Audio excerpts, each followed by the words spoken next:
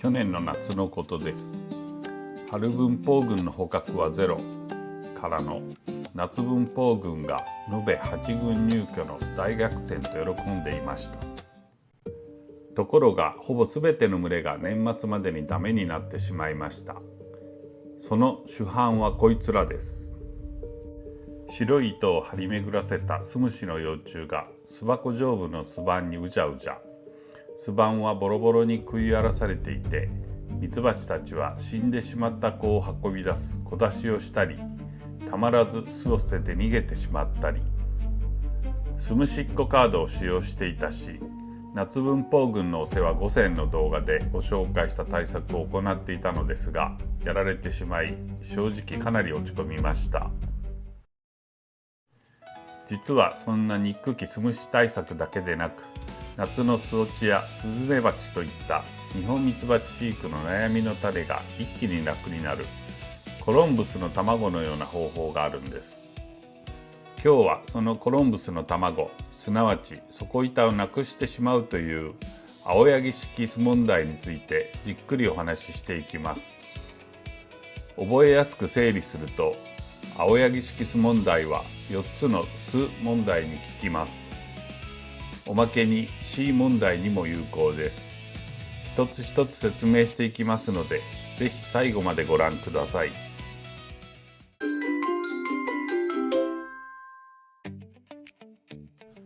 こんにちは、KI です。いつもご視聴ありがとうございます。皆さん、ニホンミツバチ飼育は順調でしょうか？今日の動画のテーマは青柳式巣問題です。重箱式巣箱の一番下に置く底のない構造を持った台のことで、ニホンミツバチ飼育でぶつかるいくつもの問題に効くと評判の方法です。今回の動画では以下の内容を説明していきます。まず、青柳式って一体どんな仕組みなのか、そしてなぜ底板をなくすだけで4つの巣に効くのか、その後で弱点とその対処法、他の方式との比較、コンテナを使った決定版の工夫までできるだけ詳しくお伝えしていきます。なお、一つだけ最初にお断りを。今日は仕組みと導入を検討するための判断材料をお伝えする解説会です。私が実際に作った改良版の巣問題の具体的な寸法や作り方は次回の自作編でたっぷりやりますので、今日のところは青柳式って自分に合うのかなという目で気楽に見ていただければと思います。ぜひチャンネル登録していただいて、次の動画もお見逃しなく。それでは早速やっていきましょう。青柳式の巣問題を考案したのは誰かというと、福岡県の山あい石窯で活動されている養蜂家ハニー工房の青柳秀明さんです。 YouTube でも多くの動画が公開されていて、熱心なユーザーの方が寸法や工程を再現した動画を作っているほど、その効果と手軽さからニホンミツバチ愛好家の間で広まっています。私自身はストライフの庭という YouTube チャンネルで青柳さんにインタビューしている動画を拝見して、ここから広がっていったと考えています。とても参考になる動画なので概要欄にリンクを貼っておきます。ニホンミツバチの重箱式巣箱、つまり底のない四角い箱を積み重ねていくやり方は初心者にとって一番扱いやすい定番ですね。この巣箱の一番下には台があって、その上に出入り口である巣門を設けます。台にはコンクリートブロック、集水マス、プラスチックのコンテナ、ビールケース、鉄製台などいろいろなものが使えます。そしてこの台と巣門を一体にしたものを巣門台と呼びます。ミツバチの出入り口を備えた土台というわけですね。有名なところでは週末養蜂さんの鉄製台がこれにあたります。青柳式はこの巣門台の一種です。ただし最大の特徴があります。普通の巣問題が底板を持っているのに対して、青柳式は底板を持たないんです。青柳式の本質は一言で言えば底なし構造です。重箱式巣箱の再下段の底板を取り付けず、巣くずなどが地面に直接落ちるようにした構造ということですね。通常の巣箱では底板の上に巣くず、これはミツバチがかじり取った巣のかけらやゴミですが、これがどんどん溜まっていきます。青柳式ではこの巣くずがすべて地面に落ちる仕組みになっているので、巣箱の中にゴミだまりができません。青柳さんも巣問題の下に網はいらない、そのまま地面に直通させていいと説明されています。木のうろなどに作られた自然の巣も底板はありませんから、自然巣に近い構造と言ってよいと思います。基本的な構造としては、4本の柱の四方と上面に板を張って下が開いたボックス状にします。上面には巣箱の内寸と同じ大きさの穴を開ける。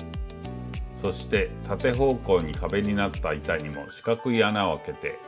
そこをミツバチが通れるメッシュ素材で覆って通気口を兼ねた巣門にしています。この巣門の目の大きさが結構大事です。青柳さんは市販のメッシュ素材を使用されていて、その目の高さがギリギリ6ミリであることを一つの目安にされています。一般にニホンミツバチの巣門は6から7ミリがベストとされていて、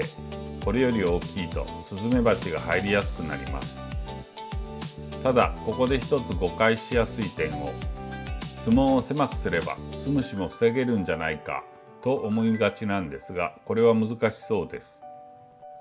働き蜂が出入りできる高さなら、体高の低い巣虫の側も通り抜けてしまうからです。ですから巣門のサイズはあくまでスズメバチ対策として効く数値と覚えてください。巣門の数についても青柳さんの経験上の結論があります。当初は4箇所作っていたけど、4箇所はいらない、2箇所で十分。前とそれから風の入る左右のどちらか好きな方、この2箇所がベストだとおっしゃっています。さて、ここからが本題です。青柳式巣問題のメリットは覚えやすく4つの巣に整理できます。さらにおまけとしてもう一つの死にも効果が期待できます。まず全体像を一覧で見てみましょう。1つ目、巣くず掃除がいらない。2つ目、巣虫被害を軽減できる。3つ目、巣落ち、夏の巣落ちが起きにくい。4つ目、スズメバチが諦める。そしておまけの湿気がこもりにくい。これだけ並ぶとなかなか魅力的です。それでは上から順番に一つずつ見ていきましょう。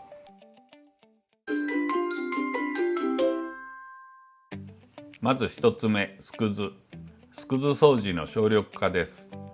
地味なんですけど、これ飼育を続けているとかなり大きなメリットなんです。巣くずがすべて地面に落ちるので、定期的に底板を掃除する必要性がほぼなくなります。週に1回底板を引き出して掃除をする。この作業って手間がかかるだけじゃなくって、その度にミツバチの群れに余計な刺激を与えてしまうんですよね。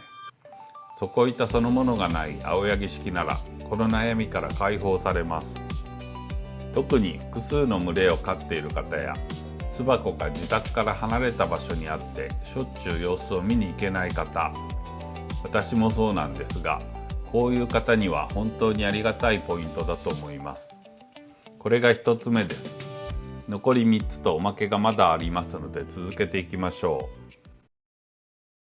2つ目は今日の一番の山場、巣虫です。冒頭でお見せしたあの悲しい光景ですね。そもそも巣虫とは何かというところから。巣虫とはミツバチの巣を餌にするガの幼虫の総称で、日本には主に2種類います。一つがウスグロツヅリガ。これは日本古来の在来種で、ニホンミツバチと長い歴史の中で共存共栄してきた相手です。幼虫は全体に薄黒く小ぶりで、主に底板に溜まった巣くずやゴミを食べます。もう一つが蜂の巣綴り蛾。こちらは外来種と言われていて、食欲旺盛でとにかく活発。群れが弱り始めると容赦なく巣全体を食い荒らします。多くの飼育者にとって厄介なのはこちらの蜂の巣綴り蛾の方です。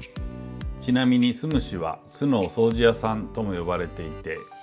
自然界では木のうろにあった古い巣をきれいに分解して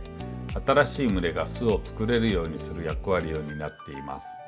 ですから決して悪者とだけ言い切れない面もあるんですね。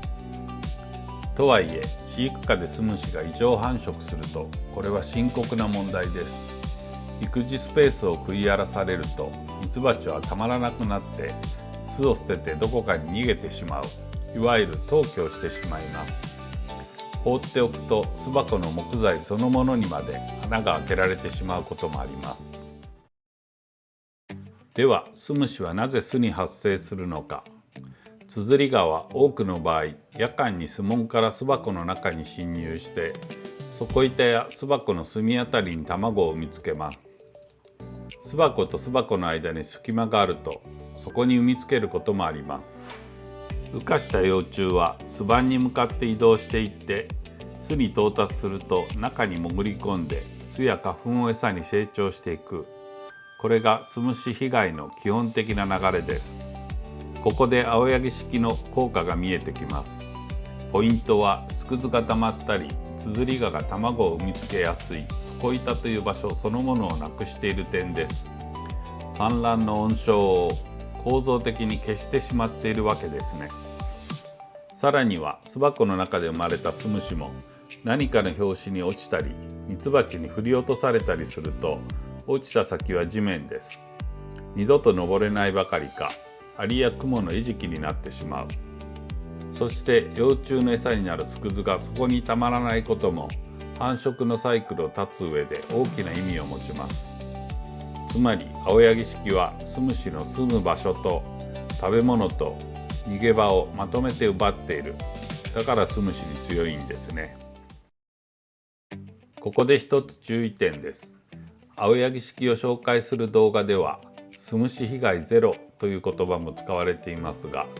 これは文字通り巣虫が一切いなくなるという意味ではないと私は受け止めています。大きな被害にはつながりにくくなるという経験談として捉えるのが現実的だと思います。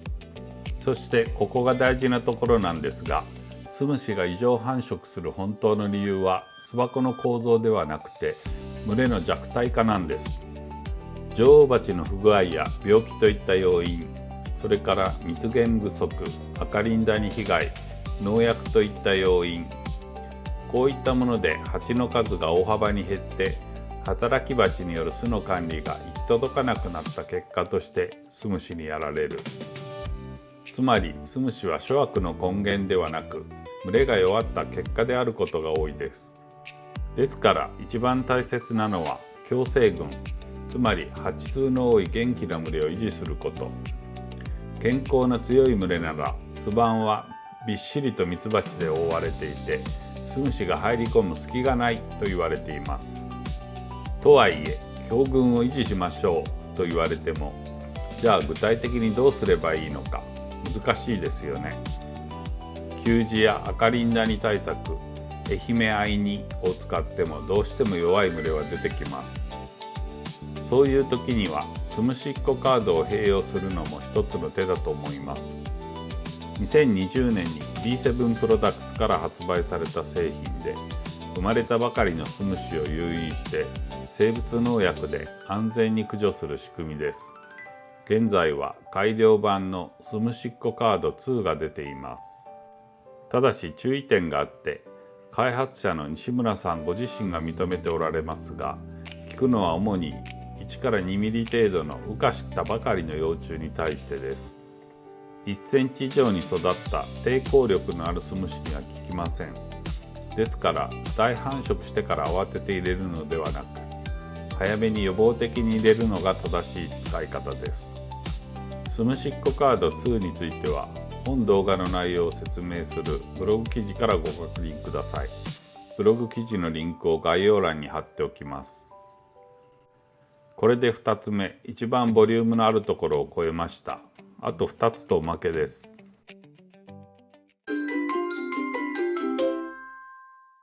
3つ目、巣落ち対策です。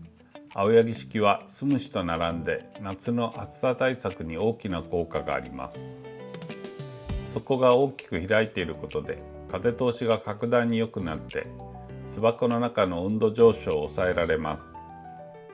青柳さんも風通しがいいから中の温度が上がらない、夏はものすごく良いと語っておられます。近年の猛暑は本当に深刻ですよね。コンクリートの照り返しなんかで予想以上の高温になることもあります。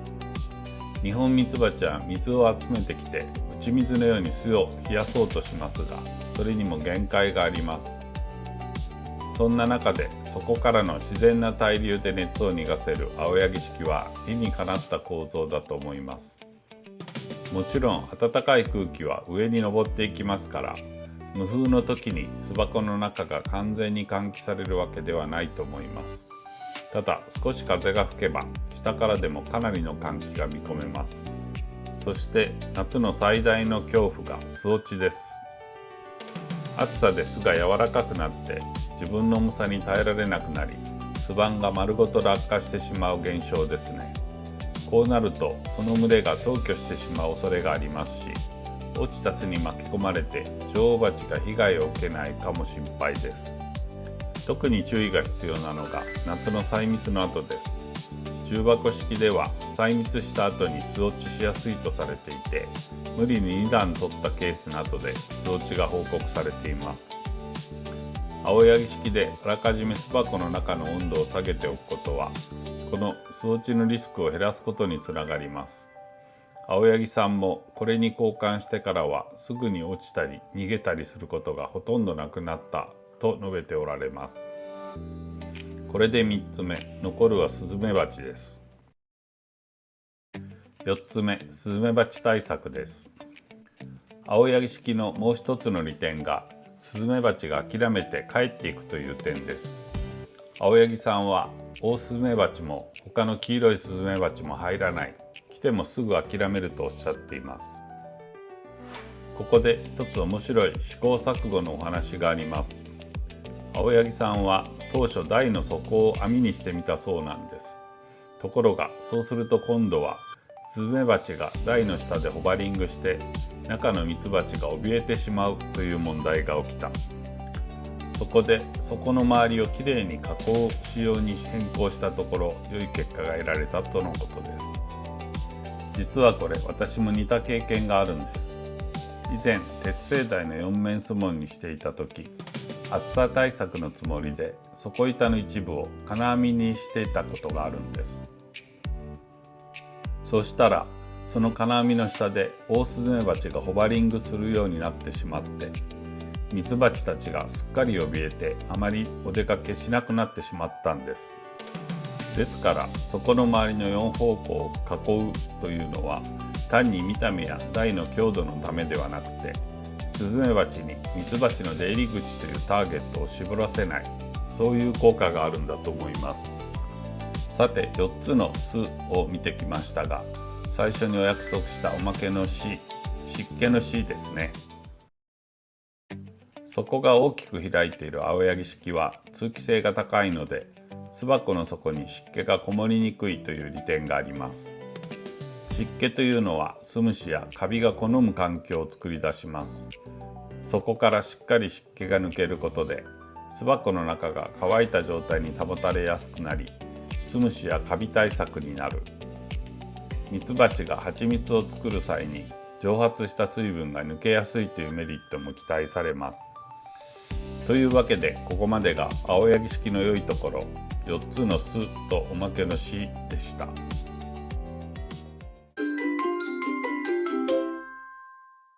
ただここまで良いことばかりお話ししてきましたが、もちろん青柳式にも弱点はあります。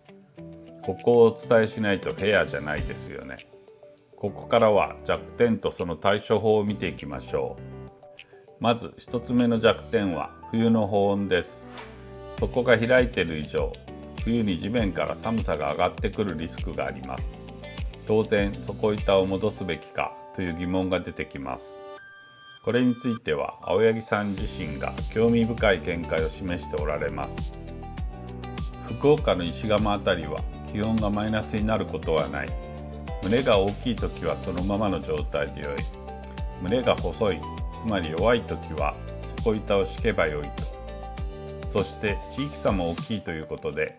九州以外は下に板を引いた方が良いとも語っておられます。ただここで現実的な問題があります。冬前の巣箱って4段から6段も積み重なっていることがあります。それを持ち上げて下に底板を挟むのはかなり大変な作業です。重い巣箱だと20キロを超えることもあって1人では難しく、複数人が必要になる場合もあります。この持ち上げ問題が冬の運用における青柳式の最大のネックと言えると思います。対策としては、巣箱を持ち上げなくても後から底板を横から差し込めるような構造にしておくか、いざという時のために持ち上げ機を用意しておくことが考えられます。2つ目の弱点は木製の場合の腐食です。これは木製青柳式の宿命とも言えるんですが、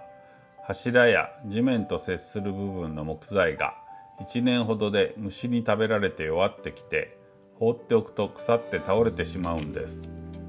青柳さん自身も虫が木を食べて弱くなって放置していたら倒れたことがあると語っておられます。それに加えて製作の手間も大変です。1個や2個ならいいけれど、毎年20個も30個も作るのは無理だと。これは複数群を飼っている方ならよくわかるところだと思います。そこで青柳さん自身がたどり着いたのが青柳式2として YouTube でも紹介されていますが、野菜収穫用のプラスチックコンテナを流用する方法です。これが青柳式の決定版ともいえる工夫です。メリットを青柳さんの言葉でまとめるとこうなります。虫も食わないし、雨風にも強い。上から7段ぐらい積んでも全然どうもない。そしてむちゃくちゃ安く出来上がる。作り方もコンテナを切って巣箱が乗るように穴を開けるだけという手軽さ。しかも農家さんがその辺に置いているものをこれいいですかと声をかければ譲ってもらえることも多いそうで、コストはほぼゼロだと言います。再利用にもなって環境にもお財布にも優しい方法ですね。選ぶ時のポイントはスリットの幅です。6ミリギリギリの縦長の目のものを選ぶのがコツと述べられています。ただ私が大手のネットショップで探してみたところ、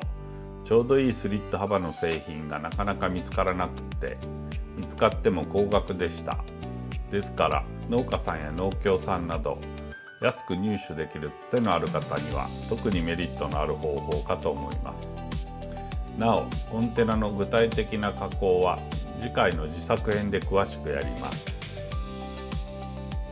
3つ目の弱点、青柳式は待ち箱、つまりこれから入居を狙う捕獲用の巣箱としては使えません。台の下の空間が空きすぎることが原因と考えられていて、これは複数のユーザーの方が指摘しています。青柳さん自身も待ち箱はダメ、まず入らないとはっきりおっしゃっています。対策はシンプルです。入居までは普通の底板付きの巣箱で待ち受けて、入居が確認できてから青柳式に交換する。これで OK です。青柳さんも入ってしまった後にこれに変える分には蜂たちはもう平気だと述べておられます。交換は入居後数週間経って蜂たちが落ち着いてから、そして蜂たちが落ち着いている夜に行うのがおすすめです。このあたりは前回お話しした入居直後はそっとしておくという話と全く同じ理屈です。4つ目の弱点は糖蜜に弱いということです。夏の蜜枯れの時期や晩秋の越冬前にはよその蜜を狙った糖蜜隊がやってくることがあります。近くに西洋蜜蜂を飼っている方がいたり、ニホンミツバチだけでも限られた場所でたくさんの群れを飼っていると起きやすくなります。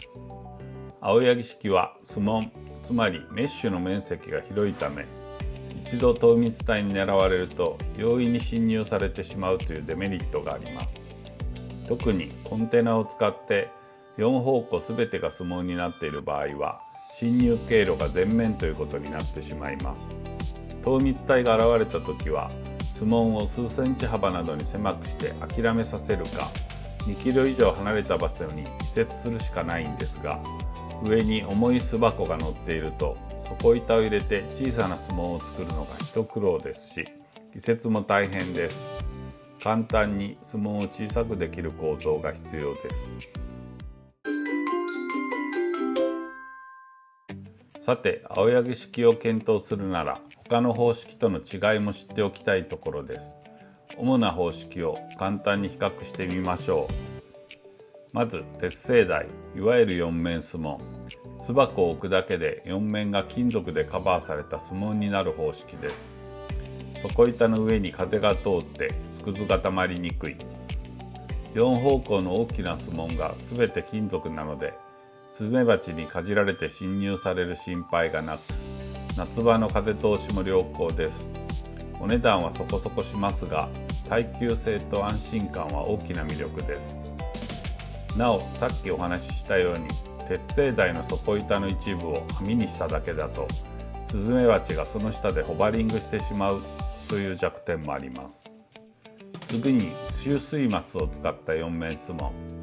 コンクリート製のマスを流用する方法で、底板自体がなく、巣くずがマスの中に直接落ちる点で青柳式に近い発想です。ただ、マスの上に鉄アングルを溶接した専用の巣門枠を作る必要があって、マスと巣門枠を合わせると1万円くらいになります。それからマスの中はアリなどが入りにくい構造なので、もし巣落ちするとそこが巣虫の巣窟になってしまう恐れもありますね。そして底網式。底を網にして巣くずを下に落としつつ通気を確保する方式です。風通しと湿度対策には意味がありますが、巣くずが地面まで落ちないので、結局引っかかった巣くずの掃除は必要になります。画面に比較表を出しておきますね。ざっくり言うと、青柳式は巣虫対策、夏の換気とスズメバチ対策に強くてコストも安い。一方で冬の保温と木製の場合の耐久性が弱点。その耐久性はコンテナを使えば解決できる、こういう位置づけになります。ここで実際の運用について季節ごとのポイントを簡単に。基本は梅雨明けまでに青柳式に変えることです。青柳さんも梅雨が終わる前くらいにやった方が良いと明言されています。ちょうどこの時期は巣虫が湧き始めて気温も上がっていく季節ですから理にかなっていますね。青柳式に切り替えるのは手早く済ませてください。十分に準備をして作業自体は短時間で。夏はとにかく換気と巣落ち防止を最優先。青柳式による底からの換気に加えて、日陰に置く、強い西日を避ける、日よけ板をつける、そして夏の細密は避ける、こうした基本対策と組み合わせるのが必須です。巣箱の板厚も重要で、断熱を考えると 35mm の厚めの板がおすすめです。このあたりは重箱式巣箱の作り方の動画と記事で詳しく説明しています。概要欄にリンクを貼っておきます。冬は先ほどお話しした通り、地域と群れの強さで判断。寒冷地では底板を入れた方が無難でしょう。それでは今日のまとめです。青柳式巣問題の強みを4つに整理します。1つ目、巣虫の温床である底板をなくして被害を軽減できる。巣くずを地面に落とし、湿度も下げることで繁殖のサイクルを抑えます。2つ目、夏の換気で巣箱の中を涼しく保ち、巣落ちのリスクを減らせる。近年の猛暑対策として理にかなっています。3つ目、底板掃除がほぼ不要で安く作れる。特にコンテナ流用なら腐食を遅らせることができます。4つ目、スズメバチ対策になる。スズメバチが巣紋のターゲットを絞り込めず諦めてくれるとされています。そして弱点は冬の保温とマチ箱に使えないこと、糖蜜に弱いこと。これらは底板を後から差し込める構造にする工夫でカバーできます。導入を検討される方はこんな点を確認してみてください。お住まいの地域は温暖化、それとも寒冷地か。巣虫や夏の暑さに実際悩んでいるか、入居後の交換ができるか、冬に底板を差し込めるか、コンテナやネットといった素材を準備できるか、穴開けの道具を持っているか。このあたりを踏まえて青柳式がご自身の飼育スタイルに合うかどうか判断していただければと思います。ちなみに私も去年巣虫にやられた悔しさから今年はこの青柳式を自分なりに改良した巣問題を作ってみました。冬の底板差し込みや内見のしやすさなどいくつか工夫を盛り込んでいます。その具体的な構造と作り方は次回の自作編で寸法も含めてたっぷりご紹介する予定です。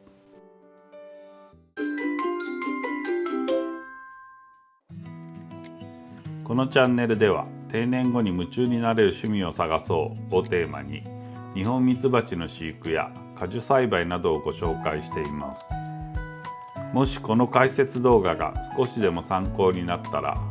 動画制作の励みになりますので、ぜひチャンネル登録といいねをお願いします。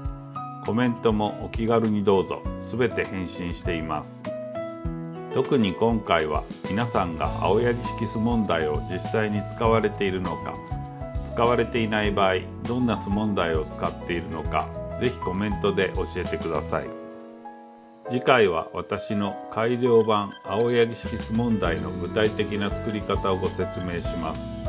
寸法やコンテナの加工のコツまでお見せする予定です。ぜひチャンネル登録して通知をオンにしてお待ちいただけると嬉しいです。ご視聴ありがとうございました。また次の動画でお会いしましょう。チャンネル登録よろしくね。